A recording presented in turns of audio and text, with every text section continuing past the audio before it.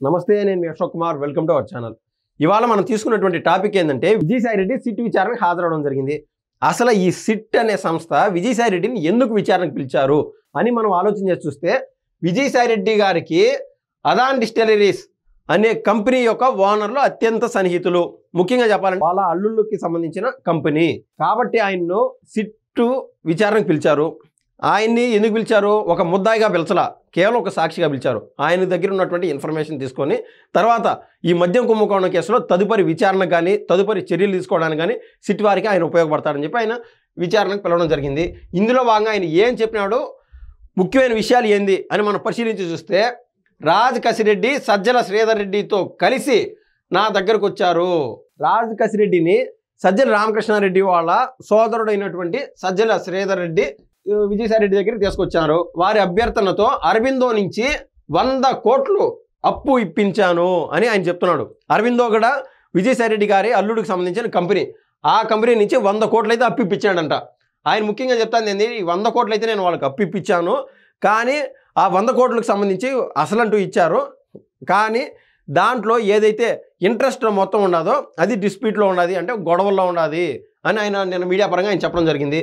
మద్యం విధానంపై తొలి 2 భేటీలు మా ఇంట్లోనే జరిగింది అని ఆయన అయితే చెప్తున్నాడు. ఏపీఎస్ బీసీఎల్ అధికారులతో పాటు మిథున్ రెడ్డి, రాజ్ కసిరెడ్డిలు కూడా పాల్గొన్నారు. రాజ్ కసిరెడ్డి ఎంటర్ అవడం ఆలస్యం. అప్పటి నుంచి అంటే ఆయన తీసుకురావడమే ఈ మద్యానికి సంబంధించి ఆయన నిష్ణాతుడుగా ఉండేట్టున్నది ఆయన రాజ్ కసిరెడ్డి. అందుకు మద్యం కుంభకోణానికి సంబంధించి ఫస్ట్ నుంచి ఫ్రమ్ ద ఫౌండేషన్ రాజ్ కసిరెడ్డికి పూర్తి స్థాయి ఏ విధంగా లూటీ చేయాలో మద్యం కుంభకోణంలో డబ్బులు అని ఆయన క్లారిటీ ఉండేట్టున్నది. అందుకు అప్పుడున్నటువంటి ప్రభుత్వంలోని అధినేత జగన్మోహన్ రెడ్డి గారు ఆయన నియమించుకున్నట్టున్నారు. ముడుపుల సంగతి మాత్రం తెలియదు. రాజ్ కసిరెడ్డిది క్రిమినల్ బ్రెయిన్. ఈయన నిన్న మీడియా సమావేశంలో మాట్లాడుతూ ఆయన చెప్పడం జరిగింది, ఆయన తెలివైన క్రిమినల్ అని చెప్పినాడు రాజ్ కసిరెడ్డి గురించి. అతని నెట్వర్క్లో అవినాష్ రెడ్డి, చాణక్యరాజులు కీలకం. మద్య కుంభకోణంపై సిట్ విచారణలో విజయసాయిరెడ్డి వెల్లడి. అవినాష్ రెడ్డికి కూడా దీంట్లో సంబంధం ఉంది అని ఆయన అయితే చెప్తున్నాడు. అవినాష్ రెడ్డికి సంబంధం ఉన్నది, మిథున్ రెడ్డికి సంబంధం ఉన్నది. మీడియా సమావేశంలో ఆయన మాట్లాడినప్పుడు ఏం చెప్తున్నా అంటే, ఓపెన్గా చెప్తున్నాడు, నేను దీంట్లో ఎటువంటి తప్పు చేయలేదు, ఎన్నిసార్లు విచారణకు పిలిచినా నేను వస్తాను, దాంట్లో అసలు ఎవరు ఈ కుంభకోణంలో పాల్గొన్నారు మీరు చెప్తే నేను వినాలనుకుంటున్నాను అని చెప్పి ఆయన కూడా ఉత్సుకతగా ఉన్నాడు. ఒక మాట చెప్పాలంటే ఆయనకి తెలియదేమి కాదు, ఎవరైతే మద్యం కుంభకోణం కేసులో ఉన్నారో వాళ్ళందరూ జైలుకి పోతే చూడాలి అని విజయసాయిరెడ్డి కోరుకున్నాడని మనకైతే నిన్న స్పష్టంగా అర్థమైంది. జగన్ హయాంలో జరిగిన 1000 కోట్ల విలువైన మద్యం కుంభకోణంలో భారీగా అనుచిత లబ్ధి పొందిన కంపెనీలో ఒకటైన అదాన్ డిస్టిలరీస్ ప్రైవేట్ లిమిటెడ్ వెనుక రాజ్ కసిరెడ్డితో పాటు రాజంపేట ఎంపీ మిథున్ రెడ్డి ఉన్నారని వైకాపా మాజీ నేత విజయసాయిరెడ్డి బయటపెట్టారు. ఇది కొసమెరుపు.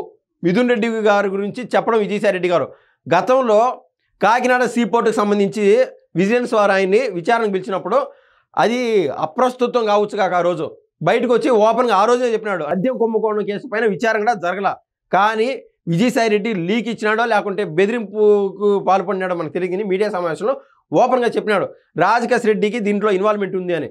నిన్న ఇంక విచారణ అనంతరం మిథున్ రెడ్డి పేరు కూడా చెప్పేసినాడు. మిథున్ రెడ్డి నాయన మెయిన్ అంటే మెయిన్ కీలకము, రాజ్ కసిరెడ్డి గాలిపటానికి దారం అయితే ఆ గాలిపటం మిథున్ రెడ్డి అని చెప్తున్నాడు.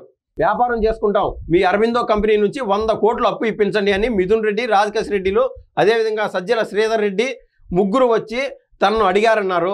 అరబిందో శరత్ చంద్రారెడ్డికి సిఫార్సు చేసి అదాన్ డిస్టిలరీస్ ప్రైవేట్ లిమిటెడ్కు 60 కోట్ల రూపాయలు, డీ కార్ట్కు 40 కోట్ల రుణం ఇప్పించానని వెల్లడించారు. మొత్తం మీద విజయసాయిరెడ్డి గారు అల్లుడు కంపెనీ అయినటువంటి అరబిందో డిస్టిలరీస్ నుంచి అదాన్ కంపెనీకి 60 కోట్లు, డీ కార్ట్ కంపెనీకి 40 కోట్ల రుణం ఇప్పించాడంటేనా. 2019లో వైకాపా ప్రభుత్వం ఏర్పాటయ్యాక నూతన మద్యం విధానానికి సంబంధించి తొలి 2 సమావేశాలు హైదరాబాద్ తాడేపల్లిలో తన నివాసంలోనే జరిగాయని అంగీకరించారు. మద్యం కుంభకోణం కేసులో సాక్షిగా శుక్రవారం ఆయన సిట్ విచారణకు హాజరైనారు. విజయసాయిరెడ్డి సిట్ కార్యాలయంలో మధ్యాహ్నం 2 గంటలకు వెళ్ళిన ఆయన సాయంత్రం 5 గంటలకు బయటకు వచ్చారు. అంటే దాదాపు 3 గంటల పాటు దర్యాప్తు జరిగింది. 20కు పైన ప్రశ్నలు సంధించారు ఆ సిట్ అధికారులు. అయితే చాలా ప్రశ్నలకు ఆయన తప్పించుకునే రీతిలో సమాధానం ఇచ్చినట్లు తెలిసింది. ముఖ్యంగా మనం గమనించాల్సింది ఏంటంటే, ఇంతకుముందు కాకినాడ సీపోర్టుకు సంబంధించిన విషయంలో ఆయన దేవుడిపైన ఒట్టు కూడా వేసినాడు. నేను ఆ దేవుడిపైన ఒట్టు ఇలా నిన్నైతే మ్యాక్సిమం ఆయన జంకుతానే మాట్లాడాడు మీడియా సమావేశంలో. కానీ ఆయన ఆలోచన, ఆయన టార్గెట్ సుస్పష్టం. జగన్మోహన్ రెడ్డి గారు, మిథున్ రెడ్డి గారు, రాజ్ కసిరెడ్డి వీళ్ళందరూ జైలుకు పోతే ఆయన చూడాలని ఆయన చాలా అంటే చాలా వెయిట్ చేస్తున్నాడు ఓపెన్గా.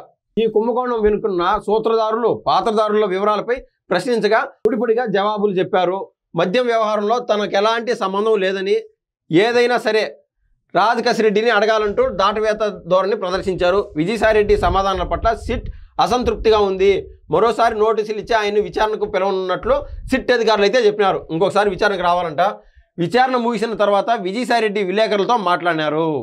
ఈ సిట్ విచారణతో పాటు ఆయన కొన్ని ఆసక్తికర విషయాలంటూ చెప్పడం జరిగింది. ఆసక్తికర విషయాలు ఏంటంటే నెంబర్ టూ అని చెప్పి సోషల్ మీడియాలోను, మెయిన్ స్ట్రీమ్ మీడియాలోను విజయసాయిరెడ్డిని కోడైకి వస్తూ వచ్చాను. ఏది విజయసాయిరెడ్డి వైకాపాలో నెంబర్ 2, అదేవిధంగా ఆ యొక్క కేసుల్లో జగన్మోహన్ రెడ్డి A1 అయితే A2 కూడా విజయసాయిరెడ్డి అని చెప్తా వచ్చారు. ఇప్పుడు నాది నెంబర్ 2 కాదు, నాది 2000వ స్థానం అని ఆయన అయితే చెప్తున్నాడు. నెంబర్ 2 నుంచి 2000 స్థానానికి పడిపోయా. వైకాపాలో ఎన్నో అవమానాలు ఎదుర్కొన్నా, వేధింపులు తట్టుకోలేకే బయటకు వచ్చాయని విజయసాయిరెడ్డి చెప్తున్నాడు.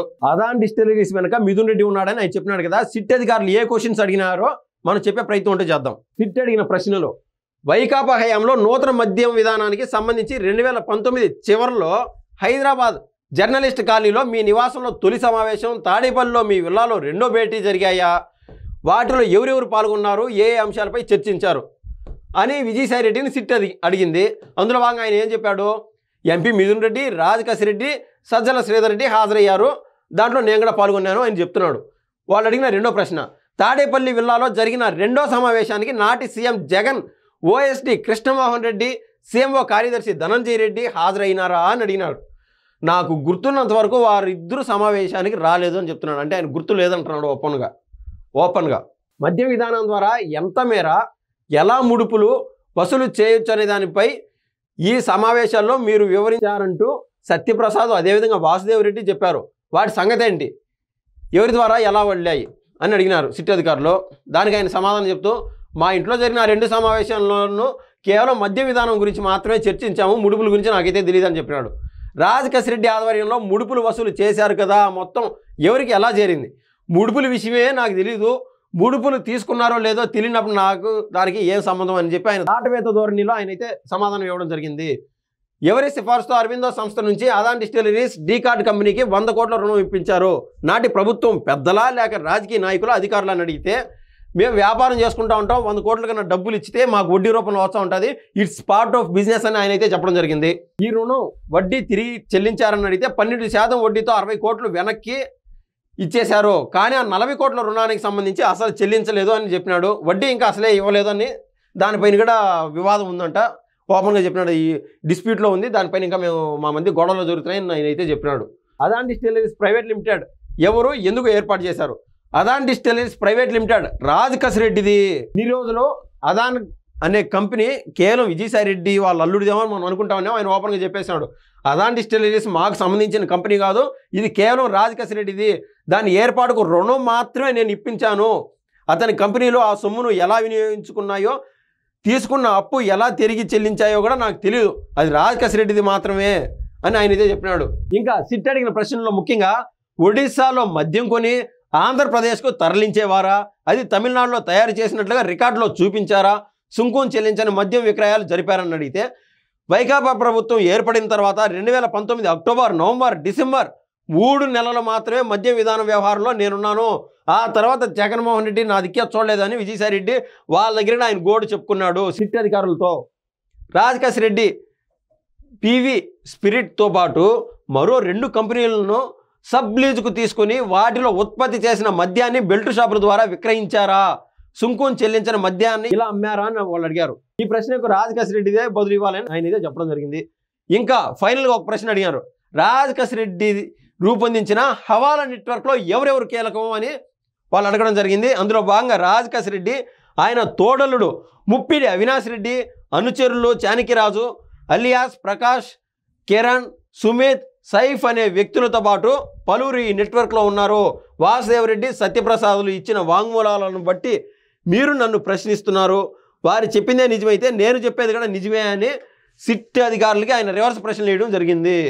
ఇంకా ఆయన చెప్పిన మాటల్లో కీలకమైన విషయాలు ఏంటంటే రాజకేశ్ రెడ్డి తెలివైన క్రిమినల్ అని చెప్పినాడు. ఆయన 2017-18 మధ్య పార్టీలో కొందరు వ్యక్తులు ఆయన దగ్గరికి వచ్చి ఆయన పార్టీలో జాయిన్ చేయించారు. విజయసాయిరెడ్డికి రాజకేశ్ రెడ్డికి మధ్య స్నేహం నడిచింది. కానీ జగన్మోహన్ రెడ్డి ఎందుకో విజయసాయిరెడ్డిని కాస్త దూరం పెడతా వచ్చినప్పుడు ఇంక ఎందుకు లేరా స్వామి, దీంట్లో ఏదో జరుగుతుందని చెప్పి రాజకేశ్ రెడ్డిని కూడా దూరం పెట్టేసినాడు విజయసాయిరెడ్డి. ఇప్పుడు దేవుడి పైన కూడా ఒట్టేస్తున్నాడు, ఏది నేను ఏ తప్పు చేయలేదు, తప్పంతా చేసింది రాజకేశ్ రెడ్డికి, ఆయన జైల్లో వేస్తే చూడాలన్నదని చెప్పి మీడియా సమావేశం పరంగా కూడా ఆయన ఓపెన్గా చెప్పేసినాడు. ఈ విధానం చూస్తే మనకి ఏమవుతుందంటే డైరెక్ట్ అటాక్ జగన్మోహన్ రెడ్డికి వార్నింగ్ ఇస్తున్నట్లు మనకైతే అర్థమవుతుంది విజయసాయి రెడ్డి గారు. ఇది ఇవాళ ముఖ్యమైన విషయం, మద్యం కుంభకోణం గురించి. మరో విషయంతో మరోసారి మీ ముందుకు వస్తాను. ధన్యవాదాలు.